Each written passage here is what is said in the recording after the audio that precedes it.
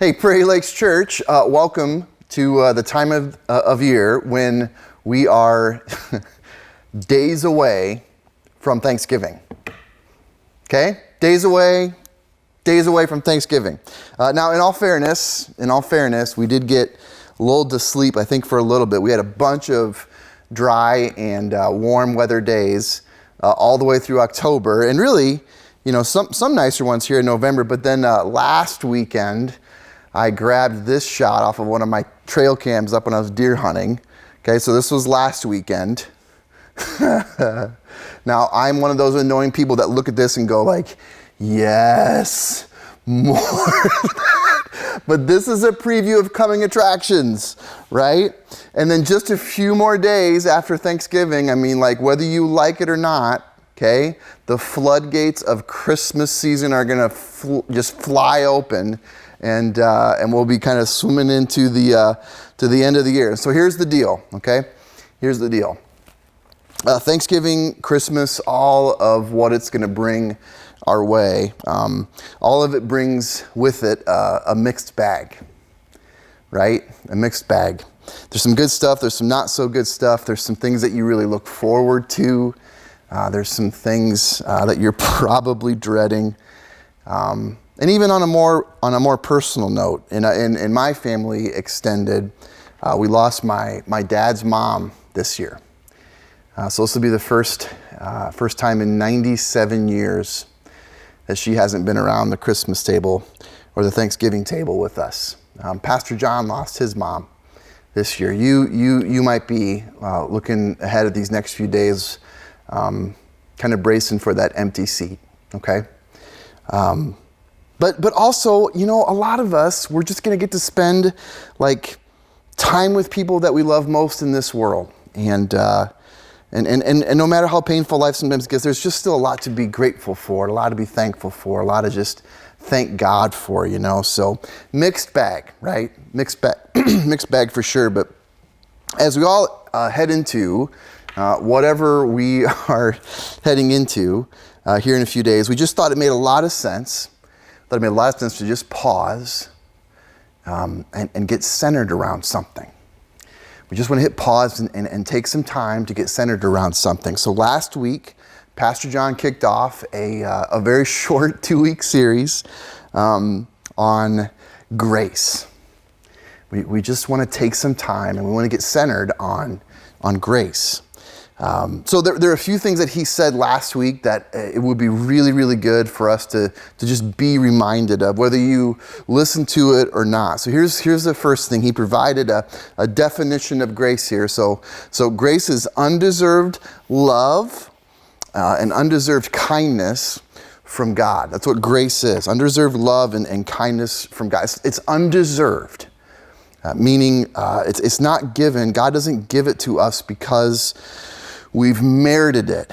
He doesn't give it to us because of something that we've done. It's not a reward. Grace isn't a reward.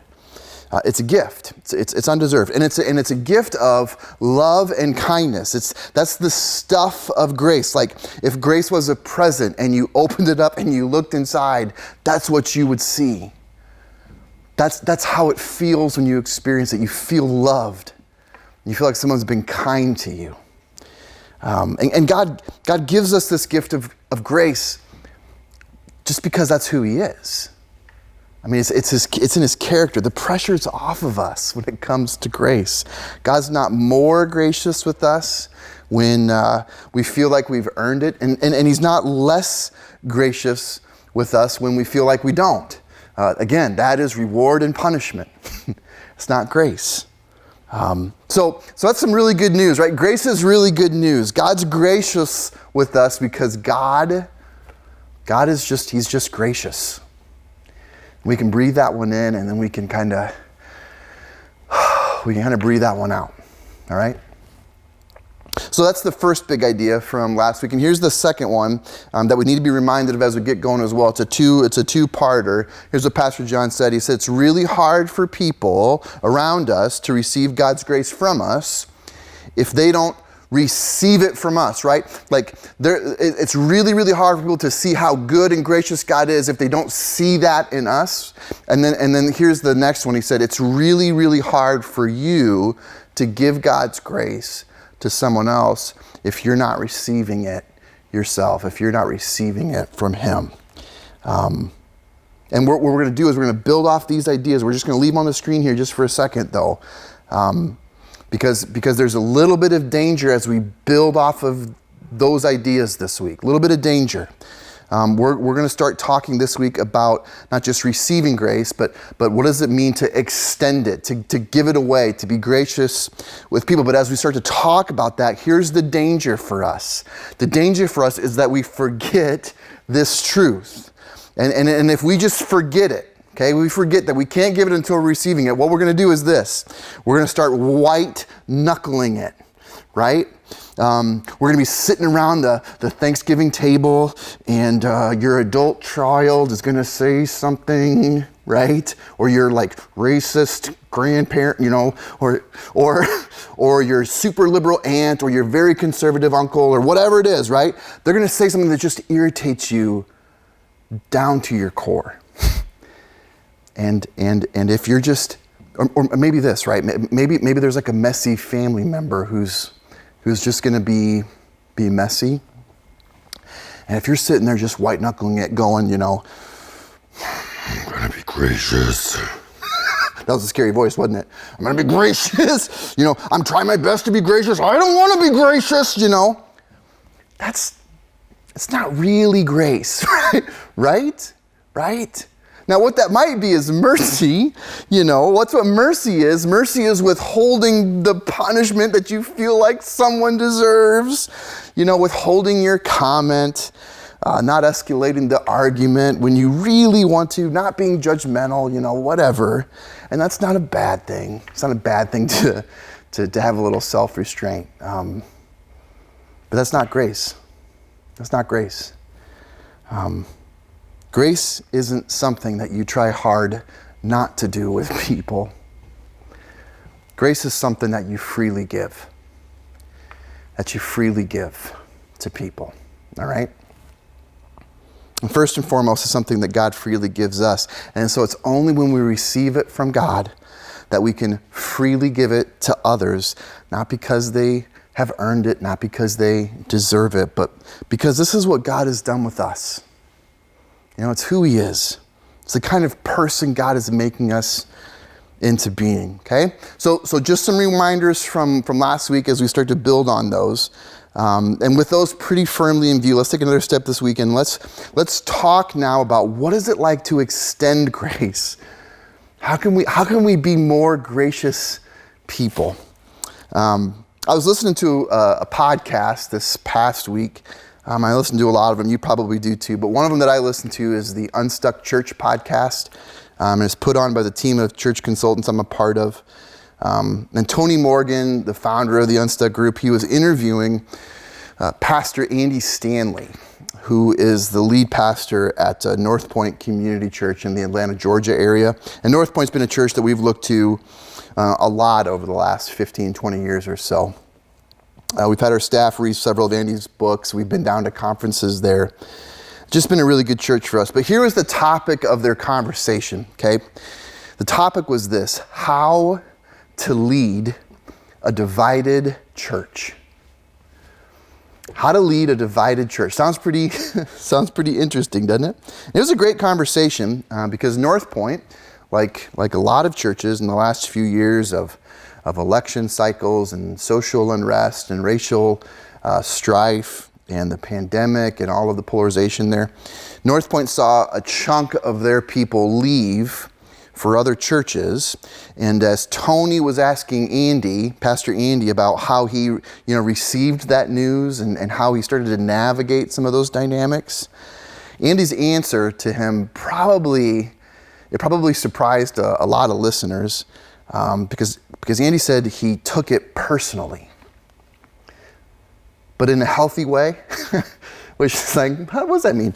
And as he explained it, here's what he said. He said he personally called and talked to everyone he knew that was leaving. personally called him and talked to him. Now you wouldn't think a guy who leads literally one of the largest churches in the whole world would take that approach, but he did. And as Andy told the story, after the person on the other end of the line got over the shock and surprise that their famous megachurch pastor was personally calling them, here's what Andy said. He said 100% of the people he talked to, without exception, 100%, were leaving for political reasons. 100%. It wasn't because of worship style. It really wasn't even because of theology, although he was careful to say a lot of the folks that he talked to felt like there were some theological aspects to their reasons.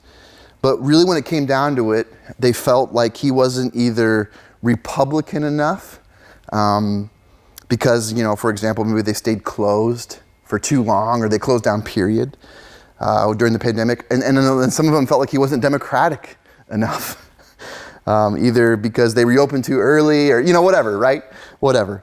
And in light of that, in light of him not being as much of whatever he should be politically, they were concerned about, quote, where the church was headed. You get that phrase a lot. And of course, when he pressed for a little bit more clarity in that last part, they couldn't really articulate where exactly was the church headed specifically that they were concerned about. So we let that be. But at the end of the podcast, the conversation turned a lot more practical as Tony just asked him, how do we get more on the solution side of things, In this divisive world where extending grace to the other side is just about the last thing that anyone is going to suggest. How do we navigate that? And as Andy answered that, where he went to first was a passage in John 13, which is actually where I'd like for us to start this weekend. Turn your Bibles, if you would, to John 13. We're going to have some of the verses on the screen, but we do really encourage you to have one in front of you, physically or on your device. John 13. So full disclosure, okay, as we dive in, I'm borrowing pretty heavily from Andy Stanley this weekend, not only because I thought he was spot on, but because honestly, I can't come up with a better biblical example from Jesus as to what it means to extend grace. Okay, John 13. Now listen, as you find that, I don't know how many of us are bracing for what the holidays are going to bring our way. And what it's going to be like with everybody under one roof. I don't know how many of us are bracing for that, but like just the scenarios maybe that you're running through, like someone's going to bring their sick kid. Okay, all of a sudden that's a lot more complicated than it used to be. Someone's going to come unvaccinated. Someone's going to come with an agenda. Someone's going to come maybe kind of broken, kind of messy, kind of hard to be around. Or maybe you're the messy person and you're just bracing for your judgmental family, right? Like, I don't know what the deal is, but I can't imagine a much better passage of Scripture for us to really settle down into as we look to Jesus and what he did around his table with everybody under one roof, okay? So John 13 is where we're going to be. We're going to start reading in verse 1. So read along with me if you could, and then we'll have some of these on the screen as we go. But 13 verse 1 says this: it was just before the Passover festival, which was a meal that all the Jewish people celebrated to commemorate how God rescued his people from Egypt. Annual celebration. Jesus knew that the hour had come for him to leave this world and go to the Father. So it's right before his crucifixion. Having loved his own who were in the world, he loved them to the end. So the evening meal, the Passover meal, was in progress, and the devil had already prompted Judas, son of Simon Iscariot, to betray Jesus. And Jesus knew that the Father had put all things under his power, and that he had come from God and he was returning to God, which is kind of a crazy thought. And so Jesus got up from the meal, took off his outer clothing, just the robe, and he wrapped a towel around his waist. And after that, he poured water into a basin, and he began to wash his disciples' feet, drying them then with the towel that was wrapped around him. So there's the story, and there's a little bit of cultural context that we're going to need to kind of dial into. So it's the Middle East. This is where Jesus is. It's the Middle East. Pretty warm climate for the most part. Everyone wears sandals all the time. And so everyone has sweaty, stinky, gross, grimy feet. Okay? Gross, grimy, disgusting feet. And it's not something that you want to smell as you sit down to eat, right? So, and this is what Jesus and his disciples were about to do. So very much like we've got, sinks and soap and paper towel dispensers or blowers or whatever here in 2021, most homes in Jesus' day were equipped with a towel and a basin for water that you just fill and wash your feet to take care of everybody's kind of stinky feet problem. But unlike today, people just didn't wash their own feet all the time. Because the culture that Jesus lived in is just different in a lot of ways than ours. But there was two probably specific ways that are relevant for this story. The first is the presence of slaves in the culture of Jesus' day, number one. And number two is this culture of shame and honor. And we got to talk about those just for a little bit here, okay? So there were slaves in Jesus' day, slaves of all kind. The one that we're most familiar with because of our history is racial.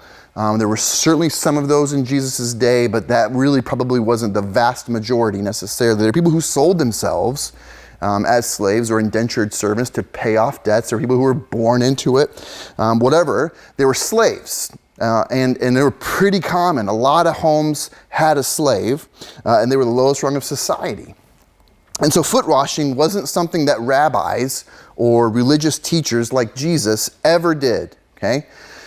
Maybe in the privacy of their own home, but certainly not when they were, out with people. Nor was it something that the rabbi's disciples would do either. Like, part of being a disciple was not washing your teacher's feet. Foot washing was a task that was so far beneath any respectable Jew or Roman citizen to do for someone else, so far beneath them, that it was a task reserved only for slaves. Which brings us then to the second cultural difference here, the culture of shame and honor.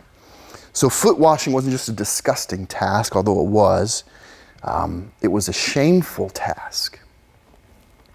I mean, just think about it. You're physically getting down, prostrating yourself at someone's literal feet, and it's almost degrading. Okay.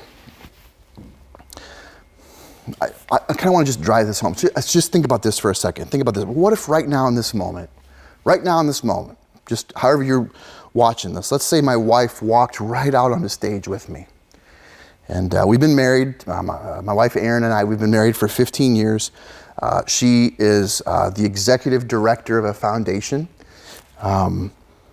She's the mother to both of our children, just an accomplished, talented, smart, beautiful woman.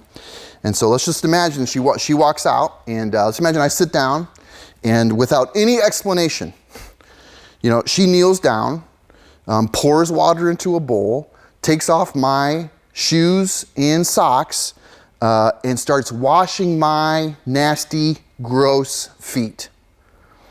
Okay? How uncomfortable would you be watching that? Right? Like I'm cringing physically right now, just thinking about like that, ooh, right? That's just a small taste, that imaginary extra, just a small taste of what Jesus' disciples must have felt like when they watched the most honored person in the room lower himself to do this shameful, disgusting task, and not only that, but to do it for them. I mean, take a look at how Peter responds in verse 6. Here's what he says. He goes, Jesus came to Simon Peter, said to him, he's going to wash his feet. Lord, are you going to wash my feet? Jesus replied, you don't realize now what I'm doing, but later you're going to understand. No, said Peter, you shall never wash my feet. Like, I understand exactly what you're doing, Jesus. It's pretty straightforward. And no. No way. And I think in Peter's response, you could probably read it one of two ways. The first way maybe, is he's trying to protect Jesus' reputation. Like, that's beneath you, Jesus. You don't have to do that. You shouldn't be the one doing that, right? He's trying to protect Jesus' reputation.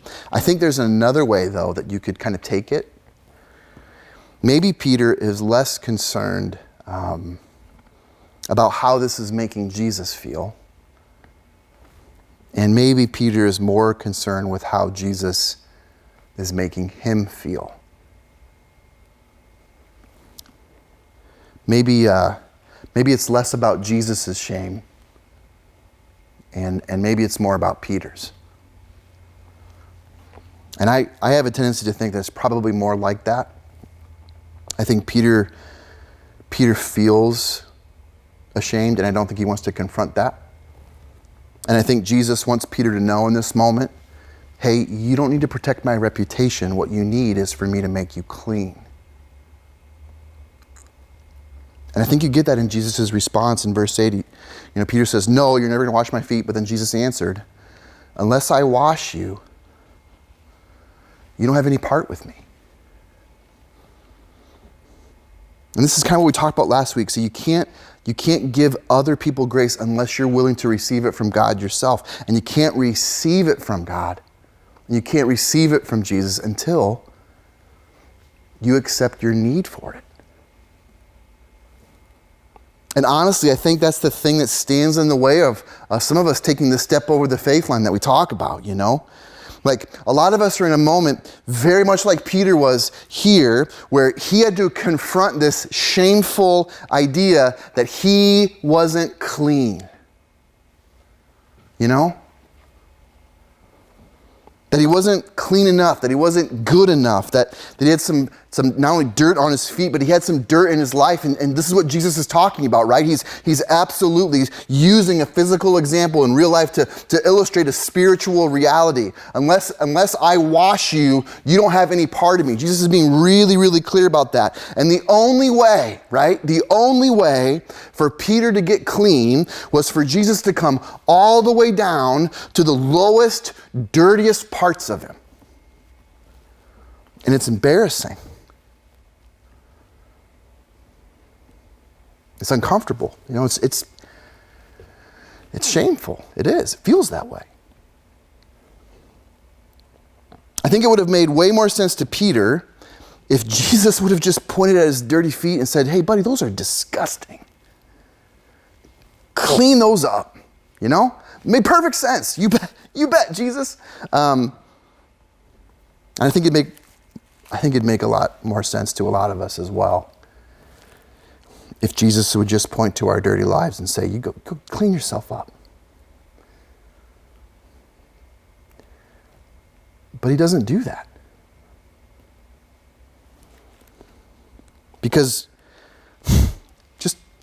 just like Peter's feet were going to get dirty again, the moment he stepped out the door back into the life he was living, back into the real world, right? So too are we going to get dirty as well, despite our best efforts to clean ourselves up. We cannot seem to keep ourselves clean. This was Peter's faith line moment, if you will. Will you tell Jesus in this moment that he doesn't need to clean you up? Will you refuse him, Or will you admit to yourself and admit to Jesus, I need you to wrap the towel around your waist. I need you to get down. I need you to start scrubbing. Because I can't clean myself up. All right, this is the uncomfortable side of grace. This is the awkward side of grace. But this is the transformative side of grace. Here's how the rest of the story goes in John 13, okay? So when Jesus had finished washing their feet, this is in verse 12. When Jesus finished washing their feet, he put his clothes back on, put his robe back on, and returned to his place. Do you understand what I've done for you? He asked them. You call me teacher and Lord, and rightly so, for that is what I am. But then he makes it so explicitly clear, okay? In 14 and 15, he says, now that I, your Lord and teacher, have washed your feet, you also should wash one another's feet. I've set you an example that you should do as I've done for you. And then in verse 17, he says, now that you know these things, you will be blessed if you do them. Do them. So not only does Jesus say to his disciples, hey, guess what? Your turn next time.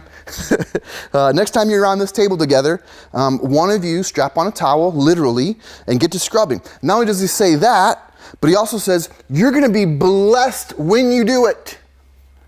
Blessed. Right? It's going to be great. You're going to love it.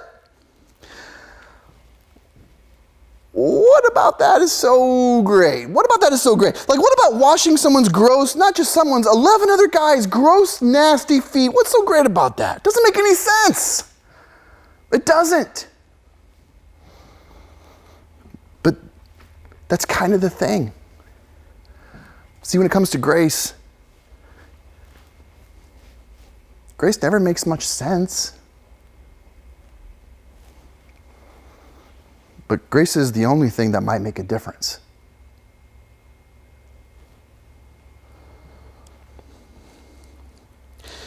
When there's been infidelity in a marriage,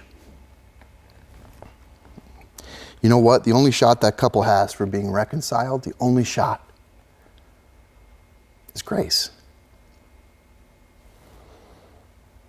You get to a point where one person is just going to give the other person a gift of undeserved love and kindness. And there's no guarantee that it's going to work out. But there's just no way around that.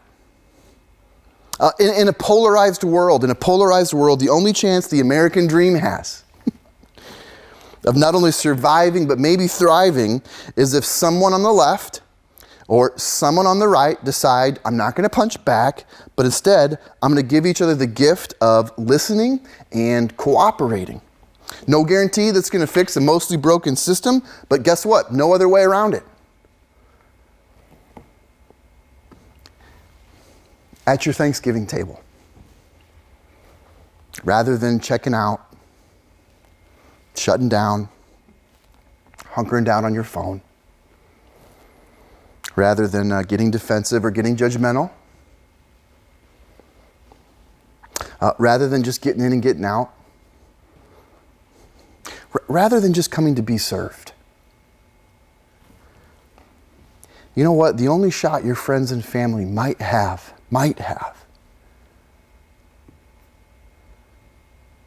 of seeing maybe for the first time that there is a God who is good and gracious, the only shot they might have is if you, maybe literally, probably metaphorically, wrap a towel around your waist, bend down, and start scrubbing. You know, decide right now that no matter what anyone else does, no matter what anyone else says, you're going to be gracious. You're going to show up and serve. You're going to show up and engage. You're going to show up, ask great questions, and be a good listener. You're going to show up and just be a gift. Be someone a gift. Be someone who's a gift around the table. Be someone who's a gift in the room. A gift of love, a gift of kindness, whether those jerks deserve it or not, right? And listen, I want to be clear about this too. Grace isn't a guarantee. It's not. Being gracious is not the thing that's going to automatically every time make all the difference. It's just not. I mean, think about this. Jesus was just as gracious to Judas, as he was to Peter. Judas goes on to betray Jesus to his literal death. Peter goes on to be the guy upon which Jesus builds his church. Both of them experience the same grace. Grace isn't a guarantee. You got to know that. The holidays might be just as much of a disaster as you feared they might be. And you might have all the grace that you decide you're going to extend to others. You may have all of that grace thrown right back in your face. That absolutely could happen. And if that happens, just know you're in pretty good company. You'll be blessed knowing that you got treated just like Jesus did. But maybe you'll make a difference. Listen, the watching world, and maybe even your world, nobody expects anybody to be beacons of grace. They just don't. Your family might not expect you to be a beacon of grace, but Jesus does. Jesus does. And that's kind of the thing, okay? This is one thing I want to leave you with, all right? The less someone expects you to be gracious, the lower the expectation they have for you to be gracious, guess what? The greater the difference it can make when you decide that you're going to give it.